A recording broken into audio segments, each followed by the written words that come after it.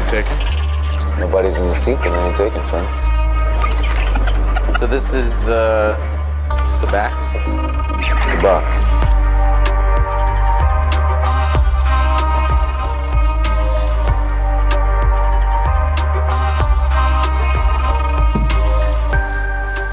What's good? What is up? Welcome back to another episode of Sabacc the Block. I am here as usual with Emma Fyffe. But joining us today, one half of Star Wars Explained, we have Mollie Damon in the house. Hi, Mollie.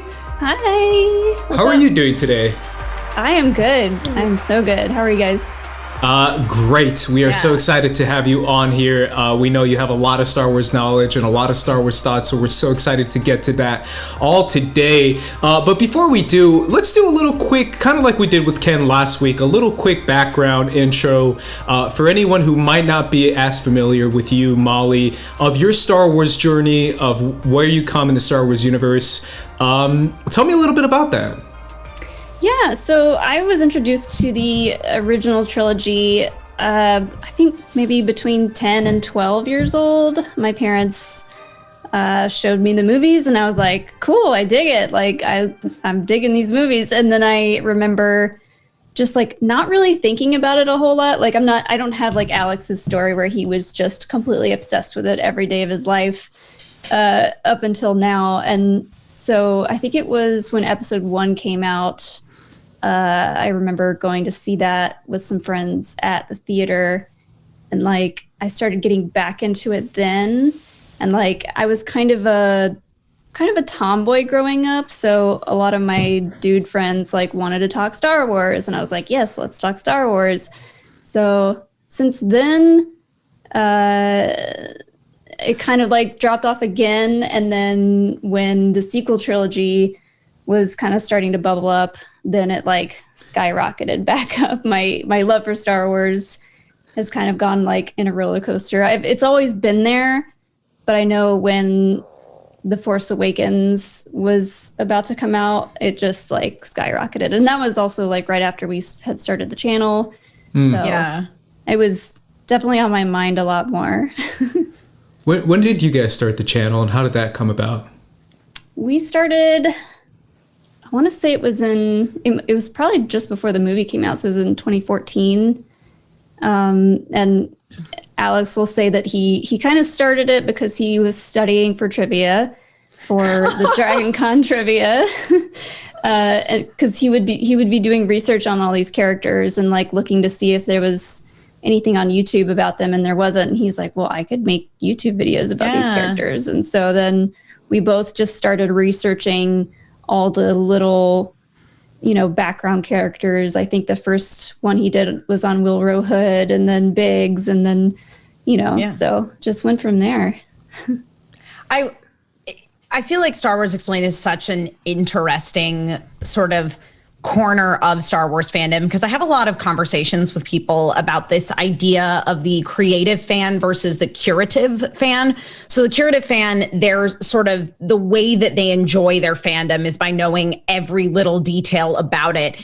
And Star Wars Explained is kind of this like intersection of it, because it does hinge on you doing a lot of research and knowing a lot about these characters, but ultimately it's about like creating something that's giving back to the fandom. Yes. We want to celebrate everyone's fandom. We don't ever want people to feel weird for their favorite character, their favorite movie. Yeah. Someone's least favorite movie can be someone else's best favorite movie. Same with characters. So we want to just celebrate all of it. And yeah, Alex brings a lot of the just pure knowledge, and then I add some flair to that. I love it. It's the combo made in Star Wars heaven. Let's get quickly into we don't have to dive super deep into it, but kind of how you're feeling about Star Wars content now and the Star Wars universe now, and what we have coming about. How are you feeling about it right now, Mollie? Dude, I am loving the High Republic stuff. Yeah. Loving it. Yeah. I didn't know how I was going to take it. Honestly, I was like, okay, yeah, I like the books. I've read not all of the books, but most of them. And so we get the books a little bit early. So when we got Light of the Jedi, I blew through it in just like 2 days. And I'm supposed to be studying for Schmoedown stuff, but I was like, no, I'm reading this book. Yeah. So, and like, I don't just sit and read books. Like, I don't have the attention span for it unless it's that good. And Light of the Jedi is that good. So I'm digging all the High Republic stuff. That's so cool to hear. Yeah, obviously it's a lot of High Republic stuff going on now. I'll throw this to both of you guys. I've said this before. I've asked this before, Mollie, but I'll ask it again. Do you feel like this might be, especially since you're so into it right now, the next big Star Wars adaptation as far as film wise? I don't know if they will, if they have a plan to make like a theatrically released feature-length film in this new era, maybe, but like, I don't know. I don't see that happening for quite some time, especially with all the shows that they've announced. For Disney Plus, which I'm equally as excited for all that stuff too. Yeah, I agree with you, Mollie. I think that, and this is something that I've said in terms of what I think is a very smart move with creating this whole High Republic sort of subsect of Star Wars media, because again, this is mostly going to be explored through the written word, through books and through comics and graphic novels. And I think that, and obviously, you know, there's things like a little homage to it and a little backstory of High Republic stuff in some of the Star Wars like 3D experiences that ILMX Labs has put out. So what Star Wars is doing, I think, is really doing themselves a favor in basically creating this new basis of stories, content, etc., from which they could potentially draw if there is a positive fan reaction to it, in the way that, you know, you look at something like the MCU, where there's this very clear plan of how everything is laid out in terms of, you know, like each sort of phase of films that leads to a crossover, et cetera. Star Wars doesn't have that. They don't have like comics and books material to necessarily draw from. Now, something that we are seeing a lot in Star Wars is them going back into the sort of expanded universe novels and picking and choosing the like bits of them that really resonate and have a great place in sort of Star Wars new canon. It was really funny. I asked Matt, I was like, do you have like an intern or somebody that like their job is just to like read all the old EU books and draw and like pick out the good parts? And Matt goes, oh God, that is my job. I was going to say, that's probably just what he does. That's his job. That is his whole job, is just going through the EU and being like, yep, this is good. Okay, cool. Let's put this in. But they really are doing themselves a favor because all of the novels, for the most part, that we've gotten up to this point that are part of Star Wars new canon largely are deeper explorations of characters who we have already met. So it's really cool for them to create from the ground up, and then potentially down the road have the option of like creating from within, from existing material. Yeah, I could see like if this series does well, the amount, just the sheer amount of characters that they're introducing for the High Republic and just the way it's written and everything, it gives me so much like Clone Wars vibes. They could make a show as big as the Clone Wars set in the High Republic. And I would love that. How cool would it be if we get to go, bear with me guys, don't be mad at me. Don't get mad. Another animated show. How about another animated show set in the High Republic era? This time, and I know that maybe the animation studios might be mad at me, but why not give it to like a different animation studio? Give it to maybe like one of those Netflix animation studios, or maybe one of those Korean animated studios. Like Studio Mirror. Yeah, exactly. Yeah. That's a perfect example, Emma. That would be amazing, right? Because it's a different style animation, a little bit closer to anime, but not quite anime style, but a little bit, you know, aged up, I guess, if that makes sense. How would you guys feel about that? I think that'd be amazing. I mean, especially if you are looking at something like, say, a Studio Mirror, which if you're not familiar with their work, they worked on a couple seasons of Legend of Korra. They also worked on the Voltron Netflix adaptation. It is a Korean animation studio. They do amazing work. All the stuff that looks really good in Legend of Korra is Studio Mir. But you know, I do like the idea of using animation as a medium to potentially explore this world before you start considering doing live action, especially because when you are like, if you look at something and it looks sort of like an Avatar or Legend of Korra, you immediately associate that with, okay, this is for kids, but it doesn't treat kids like they're morons, which is what Star Wars is. Yeah. Right. Yeah. I think that's spot on, especially now with so many animated series that are a little bit more aged up. I think that's the perfect way to explain it, Emma. Yeah. Is like, yes, this is acceptable for kids. You won't see necessarily like crazy gory stuff like you do in anime. There's not going to be any heads getting chopped off. Heads getting popped off. That you see on camera, because by the way, that definitely happens in Star Wars Rebels. You just don't see it on camera.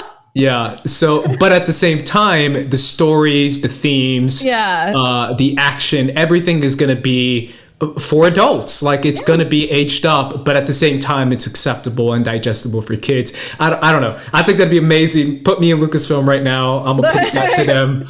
I'll make it happen. Phone calls. I don't have many phone calls I can make, but if I did, Ace. Yes. Yeah. I think that'd be really cool.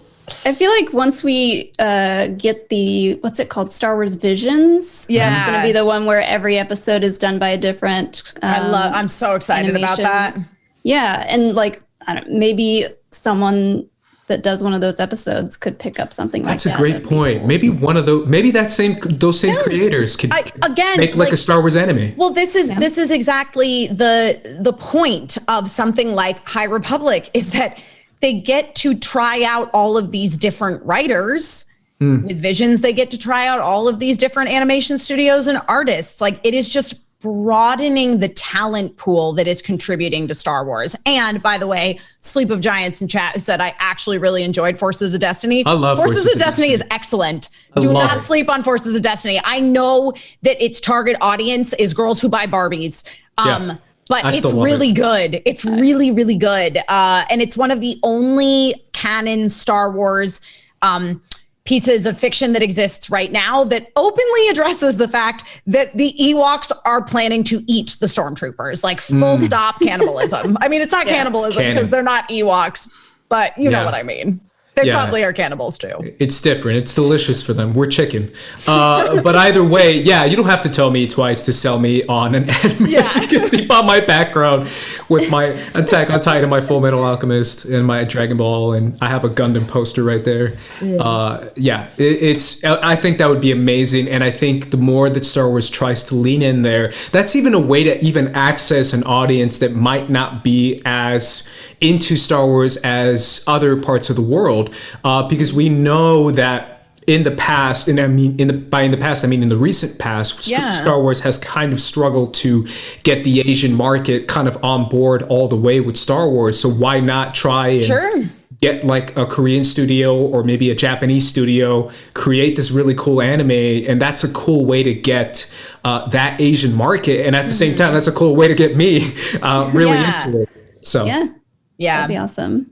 RB3, let's go to the one story that we have today, because there's not a lot of Star Wars news, but let's just go to the one story. I heard a story about you. I was wondering if it's true.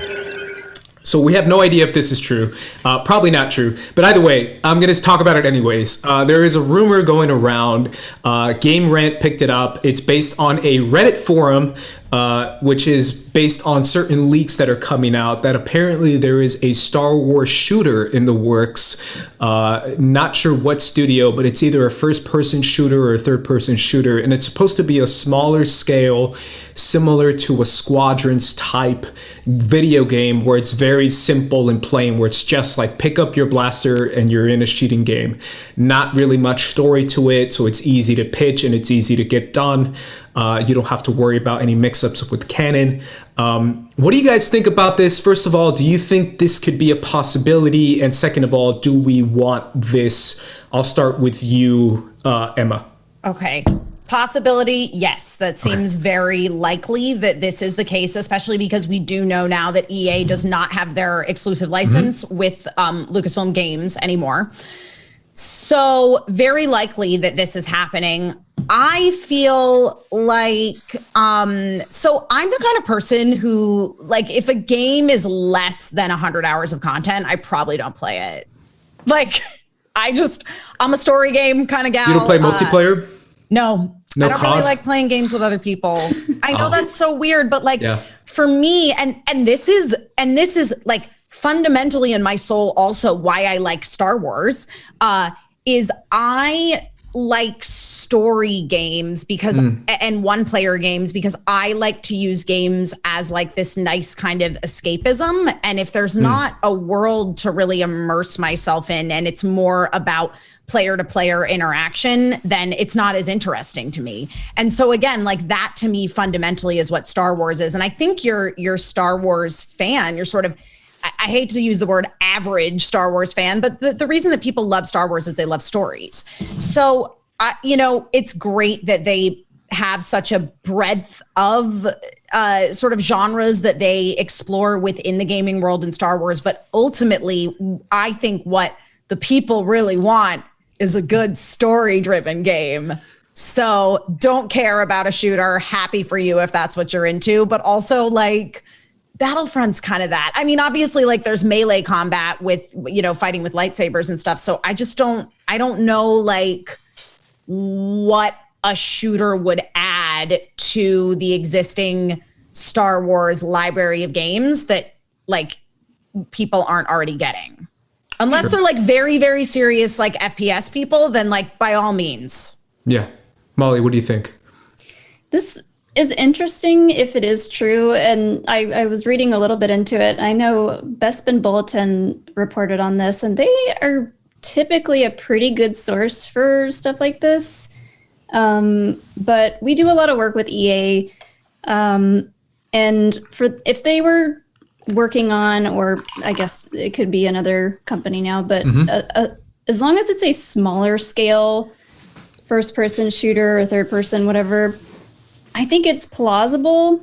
Maybe it would be something that they would want to just put out kind of to tide people over until Fallen Order 2 comes out, because that story is way better.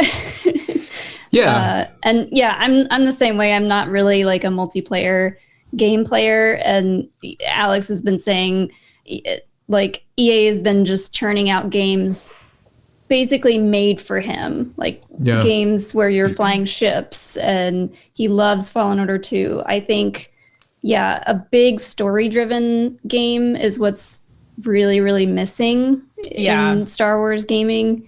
So I would love to see that, but also a small-scale shooter game, I think, would be fine to tide people over. Yeah, I think it's definitely the Squadrons model, because when Squadrons came out, it was quick. That turnaround was insane. Like, we got trailer and they were like, we're dropping this in like a couple months. And we were like, whoa. Yeah. And then it was like $40 and okay, cool. So it's a different price range.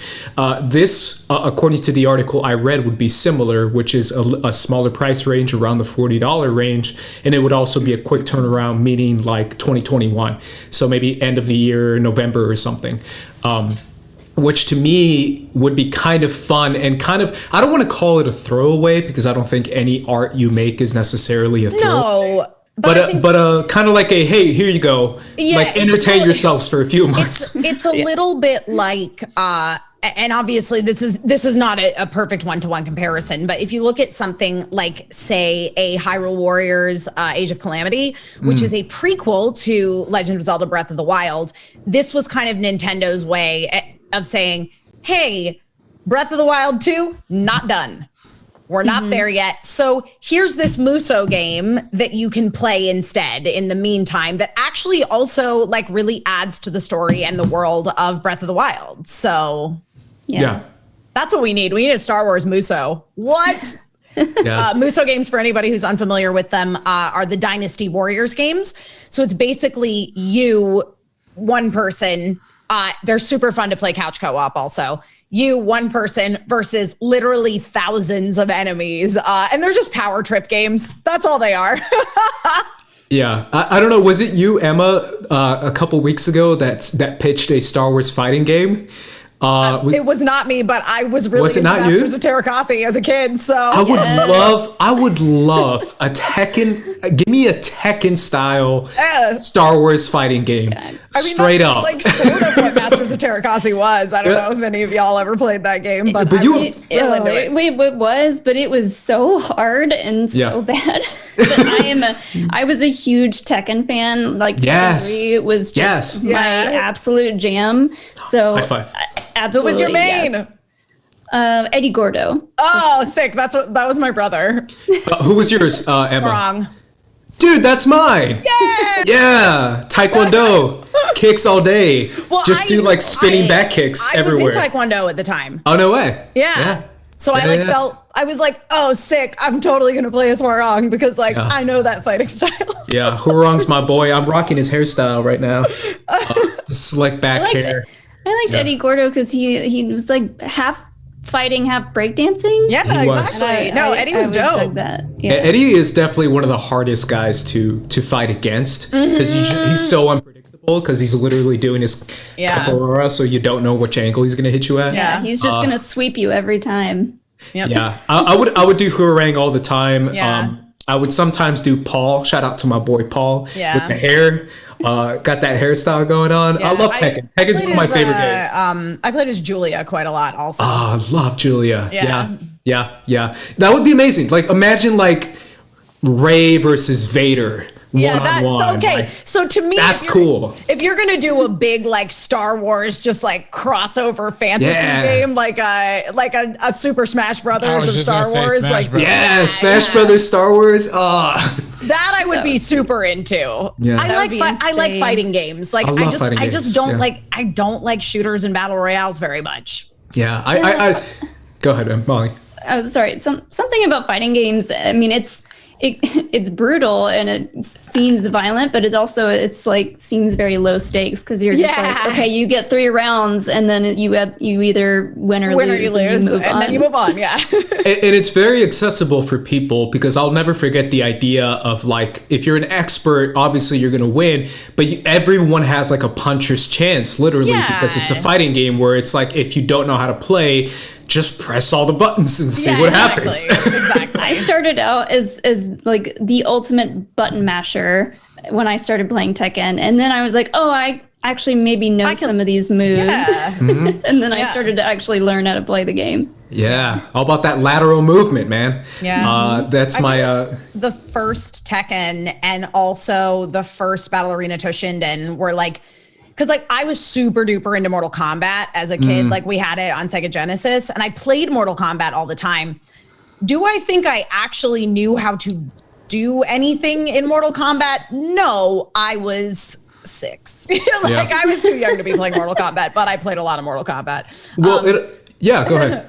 But then Tekken and Battle Arena Toshinden were like the 2 fighting games that like I legitimately learned how to play. And then I played, all the subsequent titles through 3 of both of them. And I was so into Soul Calibur. I was like outstanding at Soul Calibur on the Dreamcast. Yeah, and it really kind of goes to show you the power of IP because as much as we love Tekken, we love Street Fighter, we love all these classic fighting games, Mortal Kombat, but when I'm telling you guys, as a massive DC fan, when Injustice came out, Injustice and Injustice 2, there's something about Superman versus Wonder Woman or Batman versus The Flash. Like, it's so cool to see your favorite comic book characters come to life and then you try and figure out their superpower moves. That inside the Star Wars universe, where imagine Injustice 2 with Star Wars characters. Yeah. Dude, I mean, play as like Din Djarin versus like Asajj Ventress. It's cool. Like, boom. Yeah, I'm in. You imagine? Sign me up. That's so cool. Come on, man. Lucasfilm, give me the money. Just pay me right now. I think that'd be really cool. So we'll see if this first-person shooter, if I'm being honest, I'm probably the only one who plays FPSs like COD and all that. I love Call of Duty, and I am the kind of guy. Not the only person in the world that does. Out of us four. On this show, yes. As far as like, let me get as many kills as possible. I love that kind of stuff. So if we can do that in the Star Wars universe, count me in. Let's move on to the green Psylop, RB3. If you'd only had this little green Psylop. So real quick, for the green Psylop today, I want to talk a little bit about the Star Wars trilogy. You mentioned it, the sequel trilogy, I'm sorry. You mentioned it earlier, Mollie, as far as how you got involved with the Star Wars universe and how you got really into it once The Force Awakens was coming out. Can you talk to me a little bit about the importance of the sequel trilogy? Kind of looking back at it now that it's been a year since it came out, since the last movie came out, and how you're feeling about it now, and how you feel about it like nostalgia-wise back in 2015 or 2014 when we got the first trailer. I believe Thanksgiving, right, was the first teaser trailer in 2014 Thanksgiving? That sounds right. Wow, that's crazy. Yeah, 2014 Thanksgiving Day. It was such a crazy time back then. Like, it was. Just imagining how things are now and then back then, everybody was just so super duper hyped and excited and happy that we were getting more Star Wars, period. And that trailer came out, and then everybody just started going wild with like, oh, who is this going to be? What's this? Like, what's the story going to be about? Man, good times. I saw a tweet by Cody Hall the other day, and I don't know what stirred it all, but he was like, all right, guys, I think we can confirm that Snoke was Plagueis. And I was like, dude, that brings me back all the way back to 2014. I'm not following Cody on Twitter. I don't want to derail. That was so funny. But I was Cody like, Hall is man. one of the funniest human beings on Twitter. He's so funny. But that was like, like if you make enough YouTube videos about it, it becomes true. Is that it becomes true? Yeah, that's exactly how it works. So that's how it is exactly. I mean, looking back at it, it really is kind of crazy, especially when you look back at 2014 and 2015, once we were leading up to it, and then everyone came out of it, and it's crazy because we talked about it a little bit, Emma, but the idea of how, for the most part, positivity was on the run and it was on the rise, and how suddenly everyone was like, wait a minute, there's a girl in Star Wars. I mean, we can't like this. I wish I could say that I was surprised by that, but I was not surprised by that at all. And the fact that, because I think a lot of people showed up to Force Awakens like old Star Wars fans. Old white man Star Wars fans. They just showed up wanting to hate it, and so they hated it. They were like, where's Luke? And he was in it, and at the very end with no speaking lines, and that probably just set them off even worse. I know, right? Yeah, that makes a lot of sense. But when it comes to I really like the sequel trilogy, obviously. I love the sequel trilogy. But I really love it because of what I told Emma a couple weeks ago as well, and what I said here on Sabacc. And it's the idea of like giving a different perspective inside the Star Wars universe to different fans around the world, specifically so many little girls around the world and so many women of all ages around the world who really enjoyed this. I always mention my mom, but my mom is one of the prime examples of this, who saw that movie and it meant so much to her. Like I've never realized how much she was so invested inside seeing specifically the character of Rey be the one to pick up the lightsaber and do all this. So this is something that we were kind of talking about a little bit before the show, in terms of recognizing that because especially those of us that are like in sort of the Star Wars content creation broadcasting world, I think we can get really caught up in the fact that by and large, we are mostly communicating with like ride or die Star Wars fans. There are a lot of people out there who love Star Wars, who aren't watching YouTube videos or listening to podcasts, or maybe they do every once in a while, and they're not reading film blogs, etc. And to them, so like for me, lifelong Star Wars fan, saw the entire original trilogy before I was 4 years old. I felt very connected to it through the character of Leia, because to me, I when we got to like what happens to Jedi who are emotional and how they go dark side, like I've been aware of the fact that I'm an extremely emotional person since I was 3 years old. So I went, whew, nope, could never be a Jedi. Cool. But Leia wasn't a Jedi and she was a badass. Like the story of the rebellion was about this young woman leading people who believed in like freedom and equality to achieve that. So to me, I really related to Leia's story. But again, I am somebody that like really like is looking at Star Wars from a very analytical point of view from the time I was very, very little. It's not surprising to me that there are a lot of women and young girls in particular that look at the sequel trilogy and they see Rey being the one with the lightsaber, being the main character, that like now they finally feel like they see themselves in Star Wars. I have brought this up on the show before, but like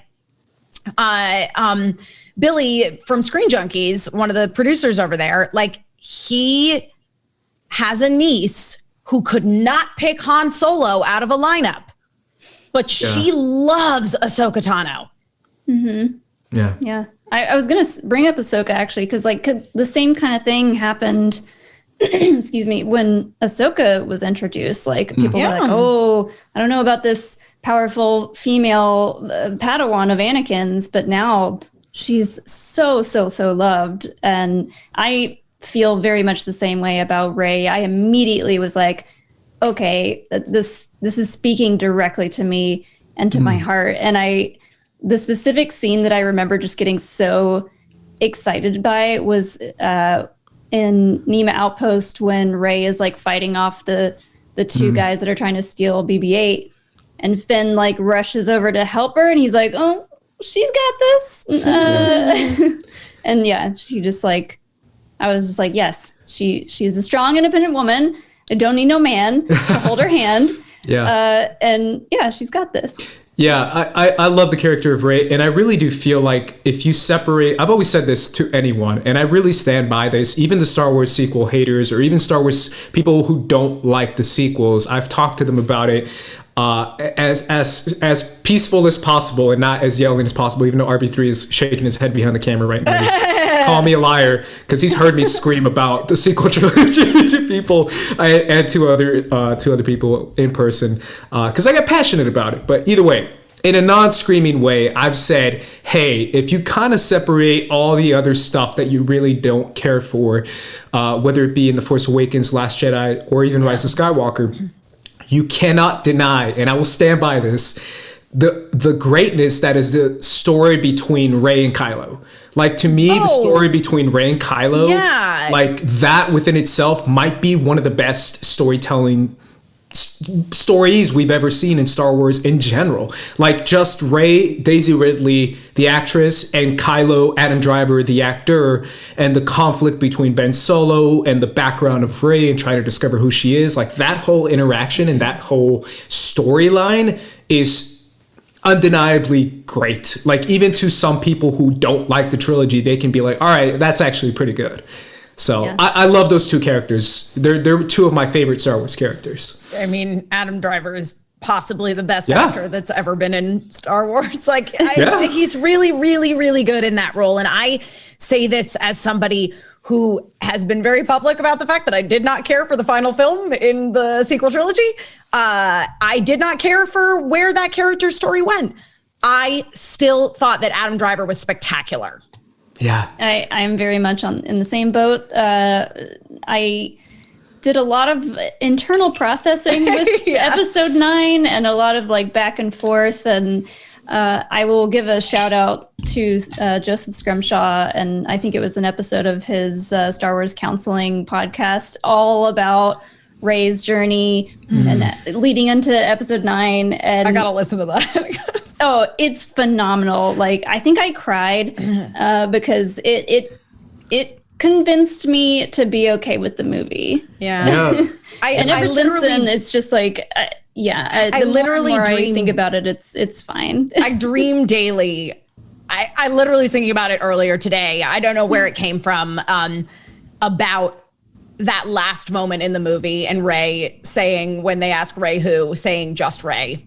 Like, just that small fix would have meant so much to me. Yeah. Because to me, what I love about the character of Rey is that she was nobody. And it's the idea that, like, you don't have to be from some great lineage to be the hero. True. And I understand the argument of like, oh, well, really, it's her denying her own lineage, which was that she should have been the villain. And like, I get that. I get that. That message didn't really resonate for me. Sure. Yeah. It's one of those things, though, where I agree. But at the same time, I'm always going to be the kind of guy who I maybe it's just because I saw it on my Twitter quite a bit on my timeline. The idea of the character of Rey somehow being diminished or being undervalued or somehow being bad now because the Rise of Skywalker. I don't think that. No, I don't think. Yeah, I don't think you guys are saying that at all. I'm simply saying I did see a lot of people try to do that, and it kind of bummed me out because even Daisy Ridley herself said it. Like, she really did get a lot of negativity after Rise of Skywalker from the same people who were telling her how excited she was and how cool Rey was as a character, just because they didn't like where the character ended up. And I think that's a little unfair. No, that's very unfair, and it's not her fault.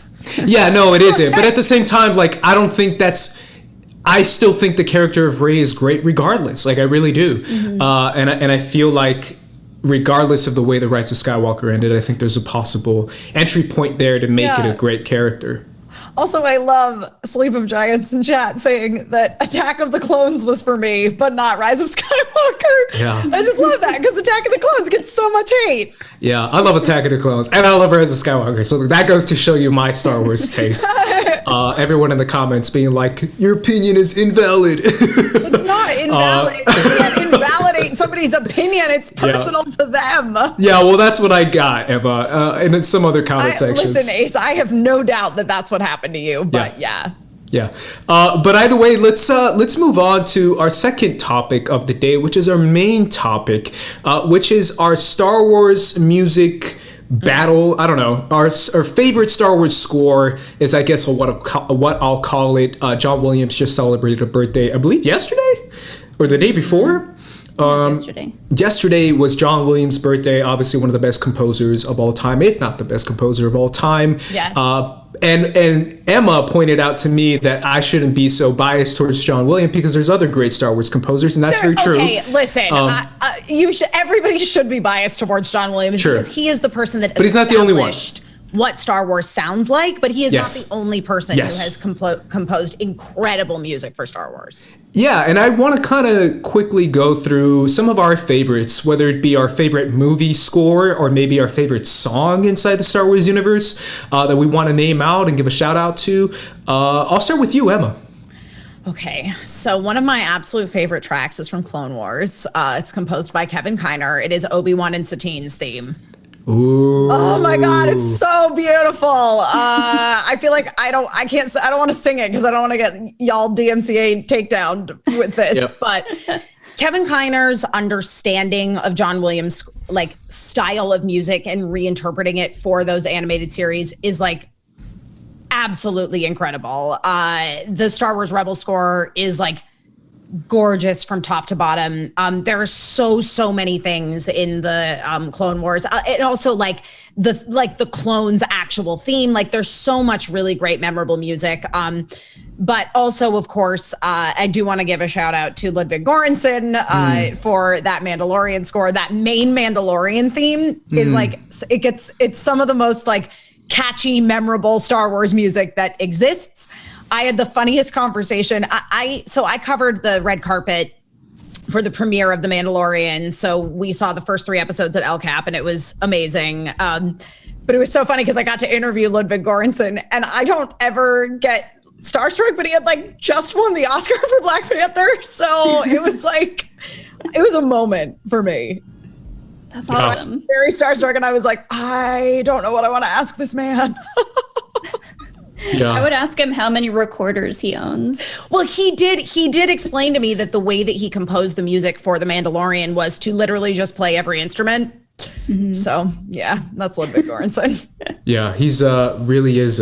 I've been talking about Ludwig since Creed in 2015 because RB3, you remember this, man? I even did a movie fights about it where I said the way that he composes scores is going to be the future of music composition because he included hip hop beats. 808, like straight up like modern style electronic music, and all the composers hated that and they never considered that to be an actual score.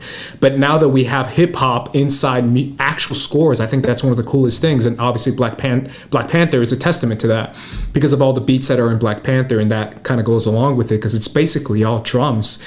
But then he did The Mandalorian, which is so different to that, which kind of goes to show you his range. And if you guys have sat down and heard the score of Tenet, I don't know if you guys have, it's so freaking good. It's so good. I mean, it's so good. I couldn't actually hear the dialogue in the film, but the music was fantastic. But the music, you were like, hey.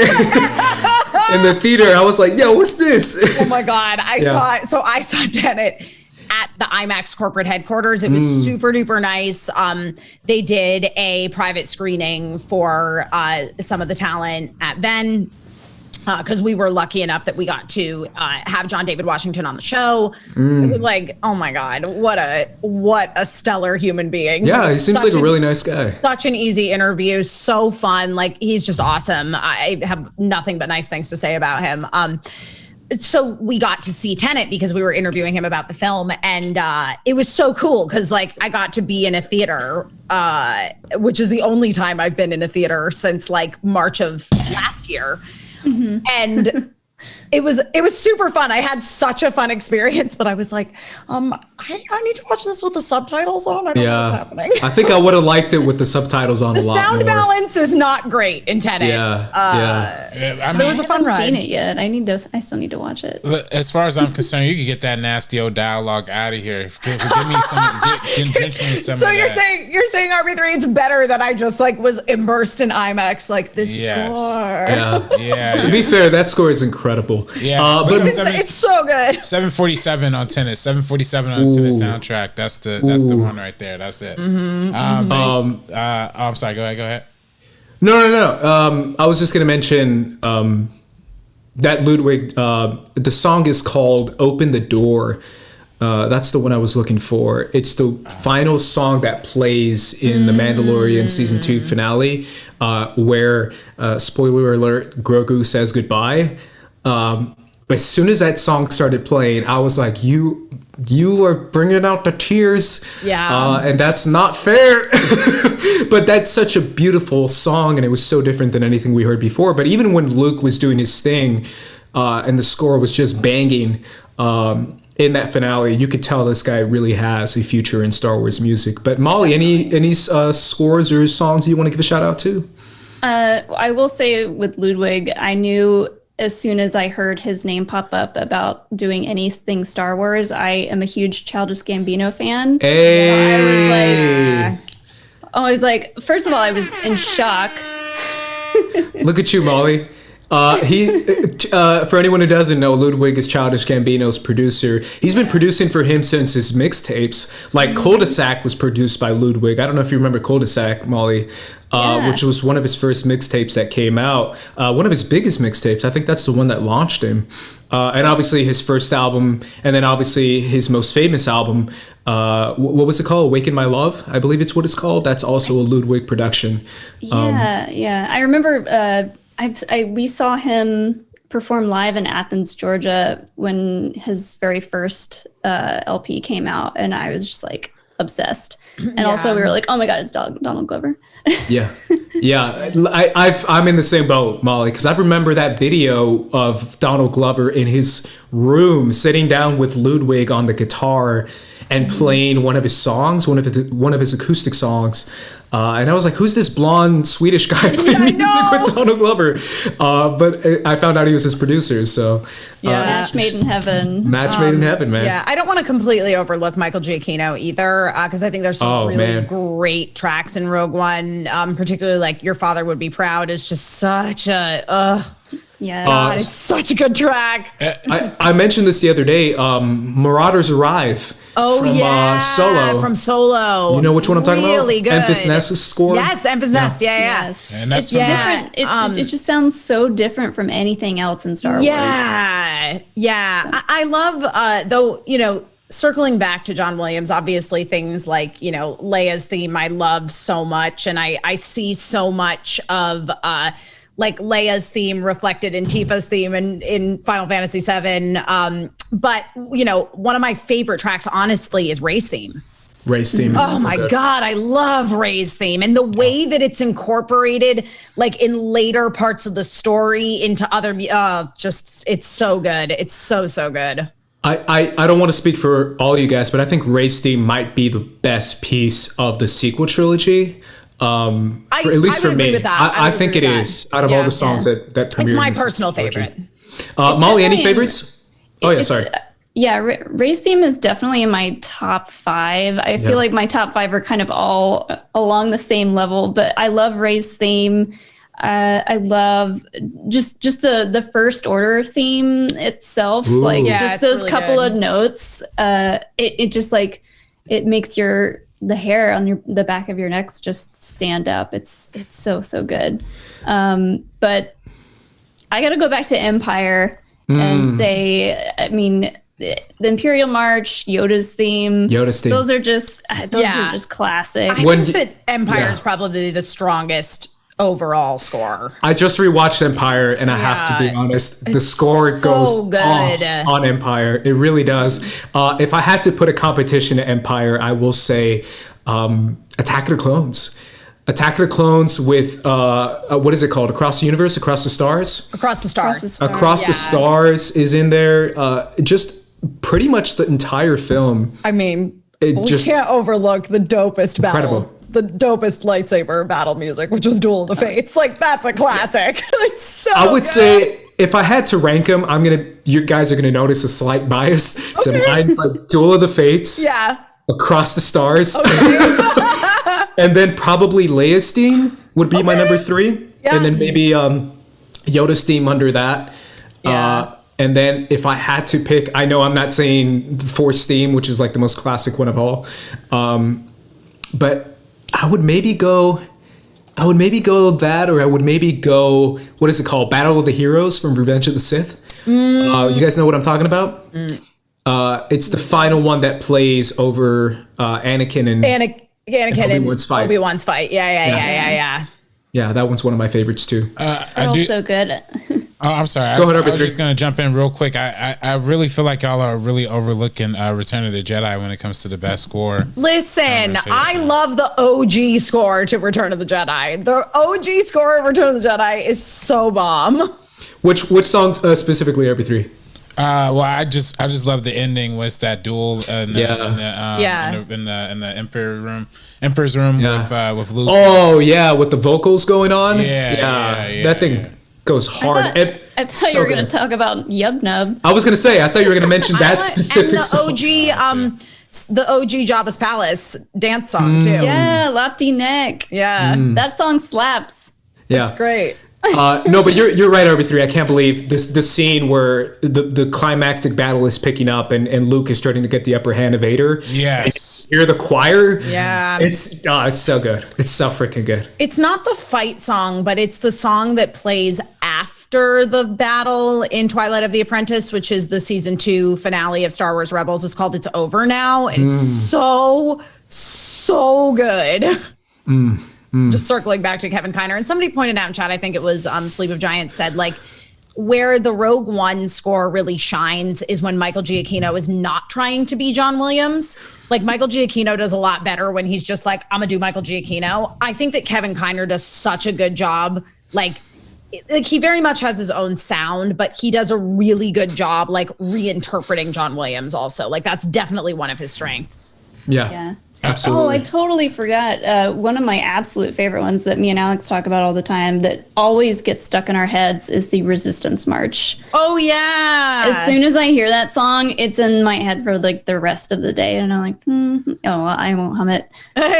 Copyright. But yeah, like, we're just like, Okay, well, we have to listen to that song over and over until it's not in our heads anymore. Yeah. The one thing about Rogue One that kind of got shafted with the score a little bit is the fact that he only had, I believe he only had 4 weeks to compose that score. You're very, if I'm not mistaken. It was a limited amount of time. Yeah, so I do feel like that was one that did get a little shafted, but one that is repeatedly getting mentioned in the chat that is definitely a film school favorite is Binary Sunset. Yeah, that's when they definitely they reference that all the time when you're like, especially at USC. I mean, they have a whole building named after George Lucas. So yeah. I mean, obviously that's one of the most classic scenes in movie history, if I'm being honest, considering Luke looking at the binary sunset and the theme just starts going on. Star Wars is definitely known for its music and its scores, and it's so cool to talk about them because I really do feel like what does Ken always say? Like Duel of the Fates played on TRL or something like that, like on MTV. Like that's how hard the score went. That they were just like, "Yo, Eminem, take a day off. We're gonna put Duel of the Fates on." Duel of the Fates instead. Yeah, and then coming up after this, Christina Aguilera, and it's Duel of the Fates. Yeah, I do gotta say we're also missing out some key Star Wars pieces of music, including Lin-Manuel Miranda's Jabba Flow. Hey, Shot Kava. Exactly. Shot Kava. Oogie oogie. Yeah. I know that song. Perfect. I know that by heart, bro. Yeah, so there you go. And of course, the amazing composer that we're completely leaving off is the amazing David B, who gave us our. Our score. Our score's the best score, man. Exactly. There you go. There's so many incredible scores, and I really do enjoy each and every one of them. So thank you guys for mentioning your favorites. Let's quickly jump to our POC spotlight of the day, RB3. I hope you got that right. Yes. Cool. Our POC spotlight of the day, it's basically, Molly, if you don't know, it's when we give a shout out to a person of color inside the Star Wars universe. I went a little bit outside the box this week, and I decided to go with Iden Versio. Iden Versio is a character that I have come to love, especially because I am the Battlefront 2 fan. I am the one guy. You take this away because you are the biggest Battlefront 2 stan I know. I adore Battlefront 2. I was literally just replaying it the other day. But I love the character of Iden Versio, and I really do feel like what she represents inside the Star Wars universe is really pretty unique. I think her story is really well done, and I really love the actress. Her name is Janina Gavankar. Yeah. Yes. And she has, I believe, an Indian background, which kind of goes to show you the diversity that can be included inside the Star Wars universe. I want to toss it to you, Molly. Any thoughts on Iden or any favorite moments of Iden? I do remember playing the story mode at EA headquarters for this, and we were kind of bummed that it was so short. Yeah. Like, I think we got through it in about three and a half hours, but still, I loved her story in that game, and then the way that they kind of weaved her story in the rest of the timeline is really cool. Mm-hmm. I love that, like, she was at the Battle of Yavin, and she like racked up the most amount of like kills at the Battle of Yavin, and she just happened to be far enough away that she, didn't get blasted by the Death Star blowing up. But I remember a lot of people were kind of like upset when they played the game because it was touted to be Empire. You're playing on the side of the Empire, and then soon there are a lot of people out there that are like, I'm Imp. I don't understand how you fully identify as Imp, quite frankly. I think at a certain point you have to realize, wait a minute. You know what I mean? Like, this isn't the best. Yeah. Yeah. I thought the story switch was fantastic, and also I was like, did we not see this coming? I certainly did. Is I feel like one of the things that's important about characters like Iden Versio, to some extent, obviously she ends up much more on like the side of good, shall we say, is that like traditionally Star Wars, we didn't really get to explore like shades of gray very much. Star Wars is very, very black and white. I mean, the good guys literally wear white and the bad guys wear black until Return of the Jedi when Luke puts on a black outfit. You know what I mean? Like, it's like very, very literal. So I think that like that is one of the things that's neat is like also exploring this idea of a large majority of people within the empire basically just doing their jobs and being able to ignore the bad things to a certain extent and then having that moment where they go, oh, this is not okay. Yeah, I think it's also based on what they see or how they are perceived in their certain location and their certain planet, where it's like, I'm in the Empire and all I do is stand guard and stand watch. Right. And then, but did you hear about the story on this planet where they just blew up an entire village? And they're like, no, I didn't hear about that. I don't know if that's true. I just guard and watch. Like, it's that whole thing of like, if I didn't see it, if I'm not there, then did it happen? It didn't happen, or it's not my problem, kind of thing. So.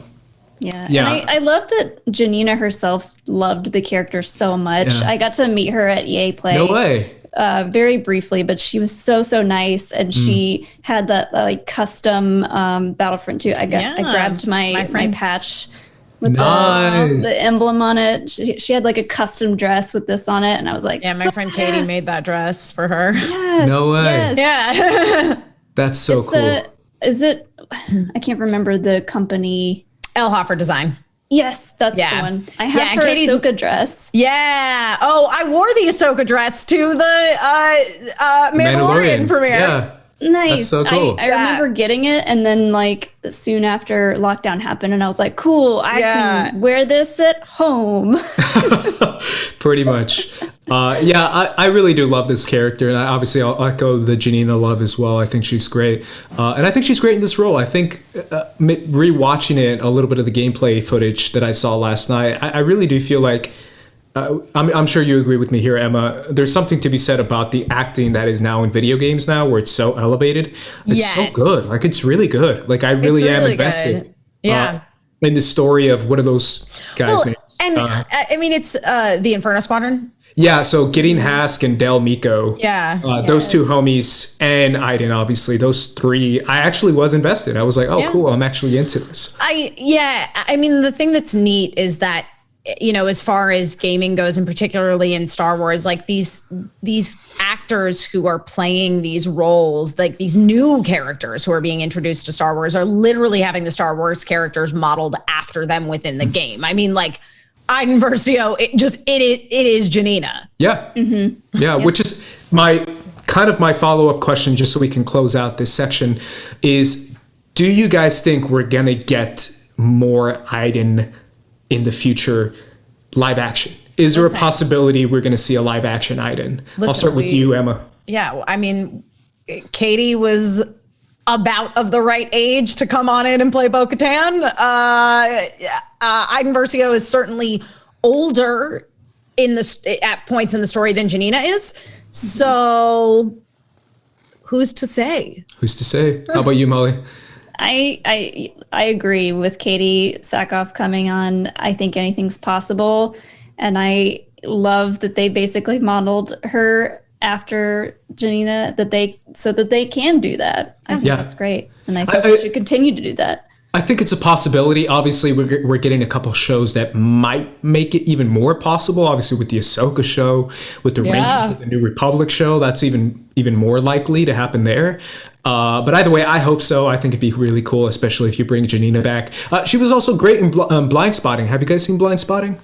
No. She's in that. It's a smaller indie movie. Yeah, she is in that. She's in that. Yeah, she plays a girlfriend.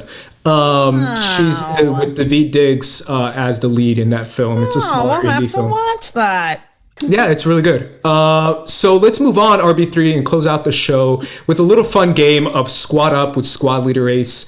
This is a game where I present to you a pitch, an issue, a problem that you have to solve, building a team or a squad of your choice inside the Star Wars universe.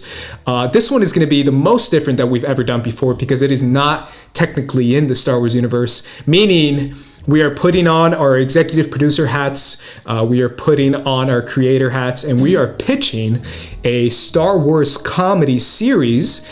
I've been watching WandaVision. I don't know if you guys have been doing the same. So I've been in the sitcom mood. So I thought, what would be a cool Star Wars sitcom to pitch? And these are my parameters that I set up that you guys will need in order to make this happen. First one is you need a lead, a comedic lead who is likable and charming and that is from the Star Wars universe. Okay. Second thing, you need a quirky sidekick who is always getting into trouble that our lead has to get him out of.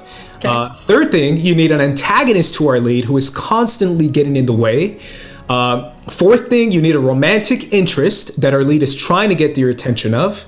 And then finally, you have to set it in a planet and you have to make the first episode stakes. So give me the conflict of a very low stakes conflict in the first pilot episode. So obviously, when it comes to sitcoms, this could be as simple and as easy as possible.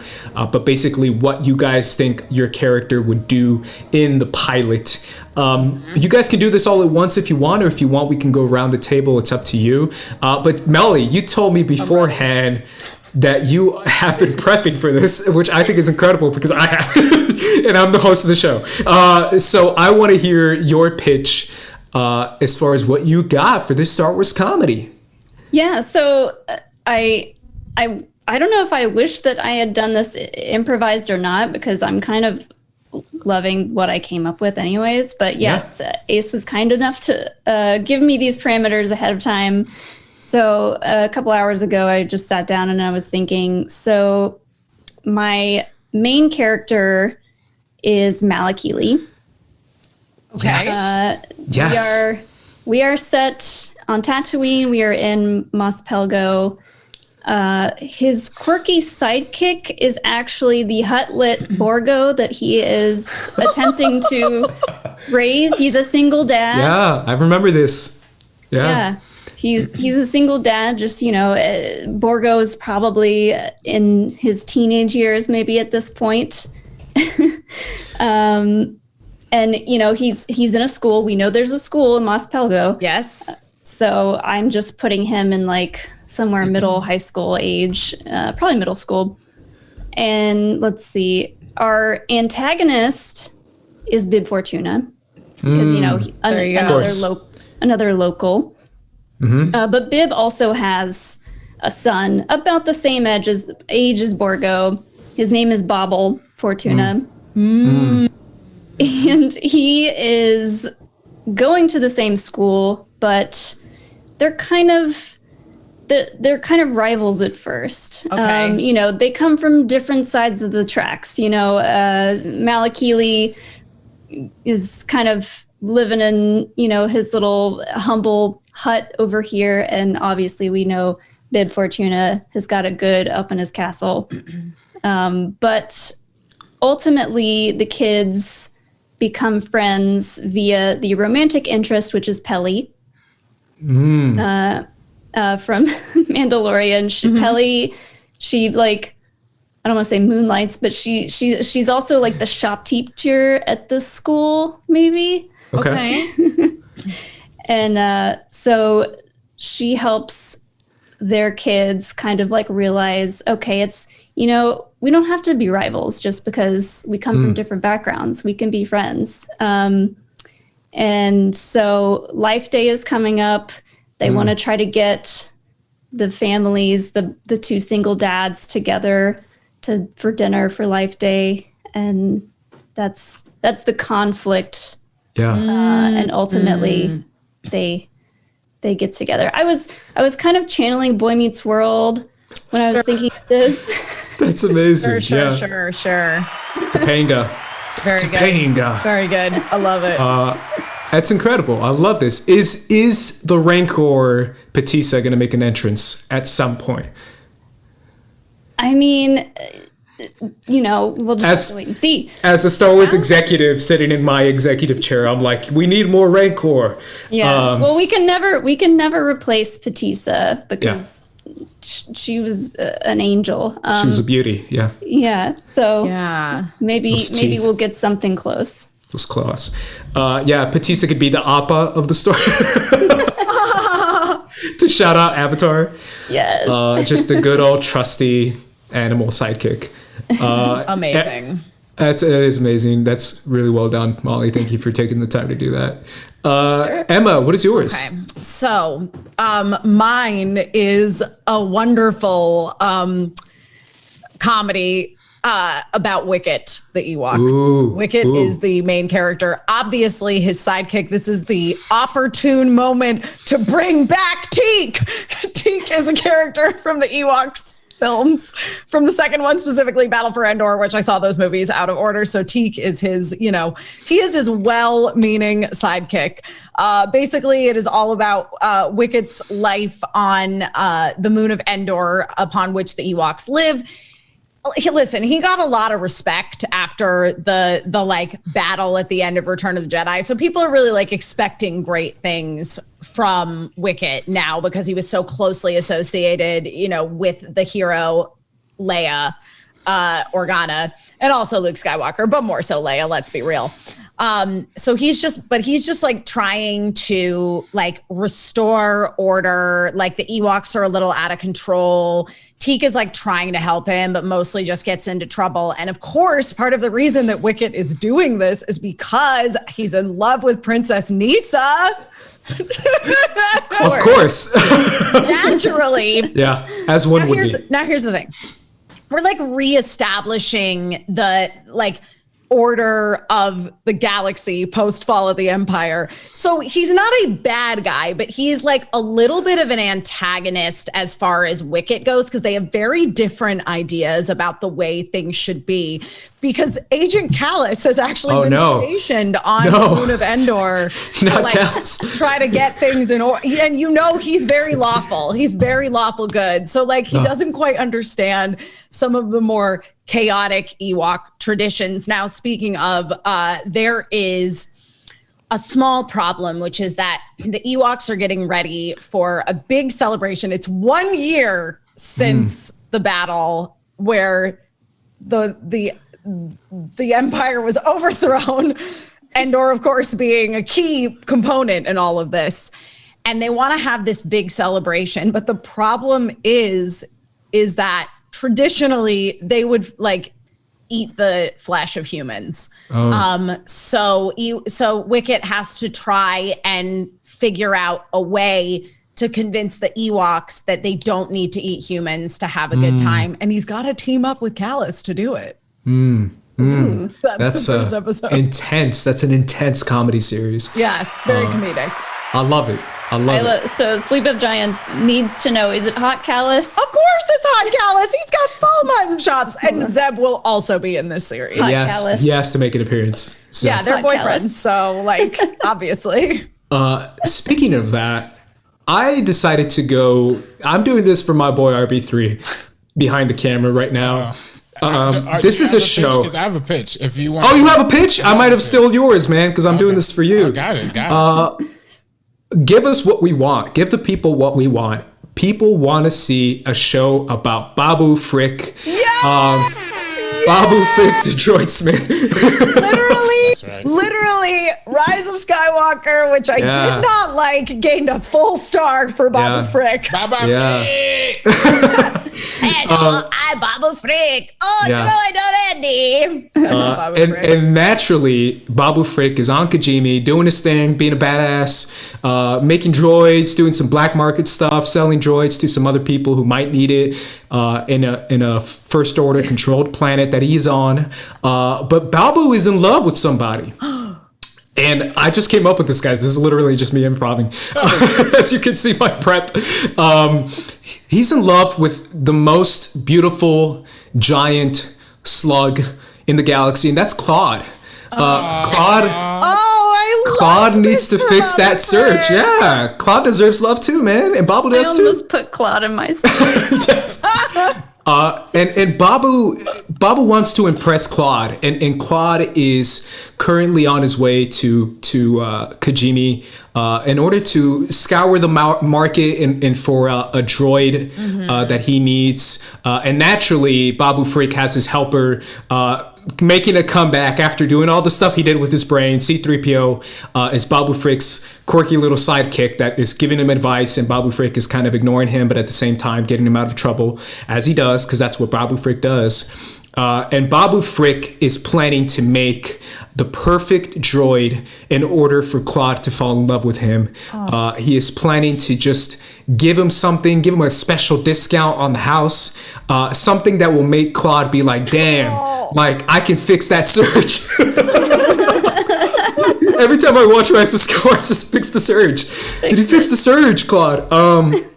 But now Claude knows that if he gets that droid, he can fix that surge on the Millennium Falcon. Poe's gonna be happy, and Babu has a shot. He's got a shot to make Claude fall in love with him. That is my pitch. RB3, I'm so curious to hear yours, man. Yeah, I mean, well, y'all, all three of y'all have amazing pitches. Mine is gonna stand nowhere near close to where y'all proposing. But I'm going to try my best. I'm going to try my best. All great things in Hollywood are not written originally, as stolen. So I'm going to kind of take my plot a little bit from a recent Netflix show that didn't do too well, but I think could be great for the Star Wars universe. And that's Space Force. And I'm going to call it Star Force. And if you've seen Space Force, the plot is like Steve Carell is just like this like super nice guy who just kind of like stumbles his way to like being like the head military, I think like the chief of defense or whatever. I don't know what the officers are. So he ends up being the head dude, but he's just a super nice guy. So he's kind of grappling with how to make like these important decisions. So I kind of want to see that, but with like an Empire general, right? Like just some dude who just was like a nice guy, has real no evil intentions, but just kind of stumbled his way to like the top. And then he just accidentally got there. Yeah, exactly. Yeah, and then but he has a funny sidekick who would be a droid. I'm trying to decide on what the droid will be. I'm guessing it'll probably be. I don't know. I guess I want to make up an original droid, but something like what's the homie from Interstellar?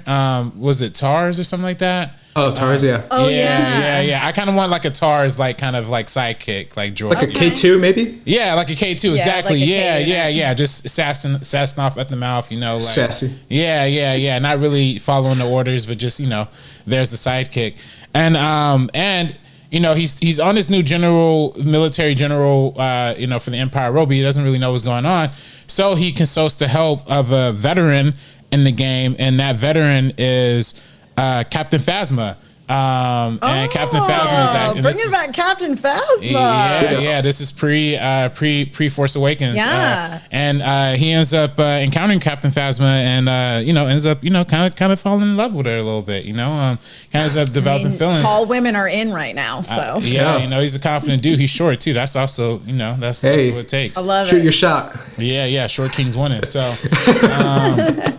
So that'll pretty much be the set. Let me see. Did I get everything there? I love it, man. Oh, I could almost see it like maybe like make it BB9E and make BB9E super sassy. Oh my god, I love a BB9E as like a wacky sidekick. Here's a trivia question. Who's BB9E's? What's the guy's name? The guy who has BB9E. Molly, you know this. What's his like handler? His handler. Yeah, he has a homie. What's the guy's name? Garmus? I don't know this. Garth Smith. It's the guy who walks in on The Last Jedi. He's wearing a really cool suit. Man, I can't believe I'm forgetting this, but it goes the guy that like walks in right to catch them. Oh, okay. I haven't gotten to that part of my rewatch yet, and I'm gonna write that down. No, this is me. I should know this, and I forgot. But yeah, that guy. It could be that guy. RB3. Yeah. I forget his name. Garth Smith. Garth Smith. Something like that. There you go. and make it. I love that you brought Phasma, and I am such a Phasma stan ever since I read her book. It's so phenomenal, and I'm still a little bit sad about her outcome and that she didn't get to do any cooler stuff, but this could be that time to get a story out. Bring back those characters and let them shine.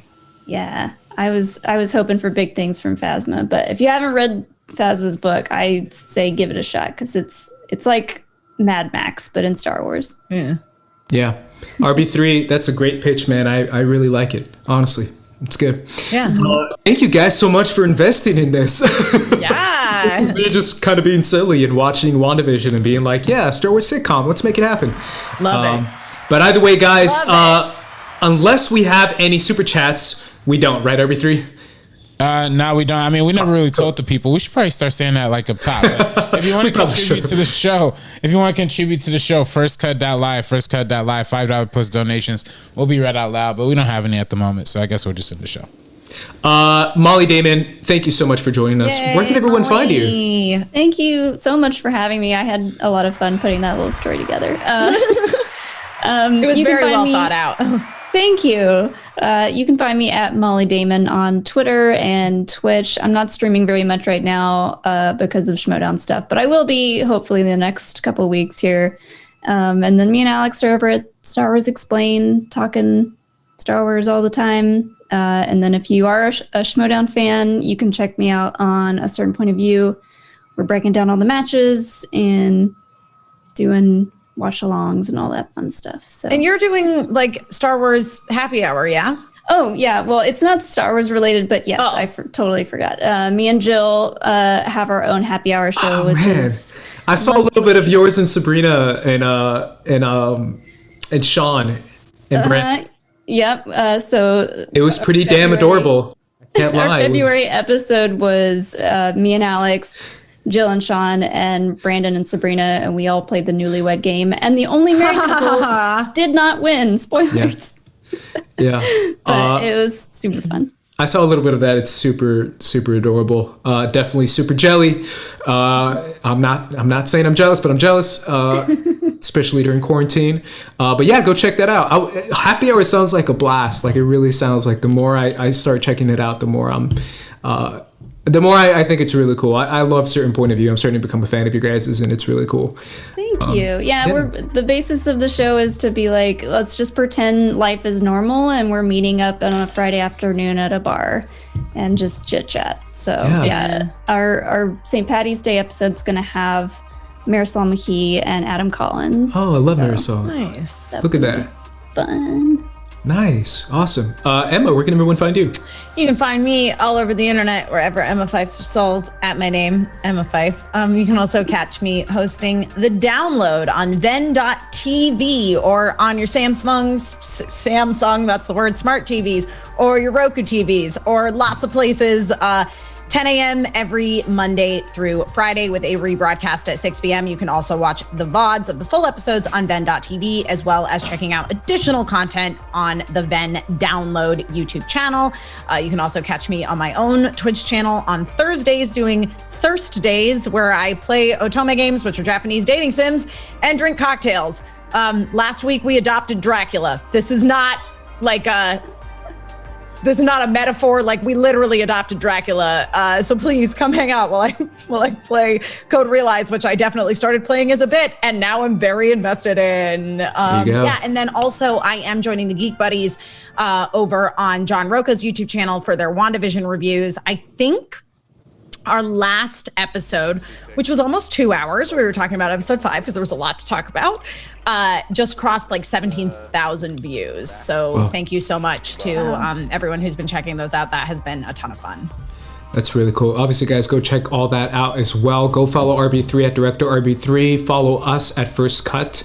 And you can follow me at Squad Leader Race. I will be doing more of these videos. I will be doing more Attack on Titan stuff. So be sure to join me for Attack on Titan Sundays. And on Thursday, we're doing our First Cut live stream. So be sure to join us there as well. Either way, guys, for the First Cut crew and for the Sabacc the Block crew, we're peacing out. Peace.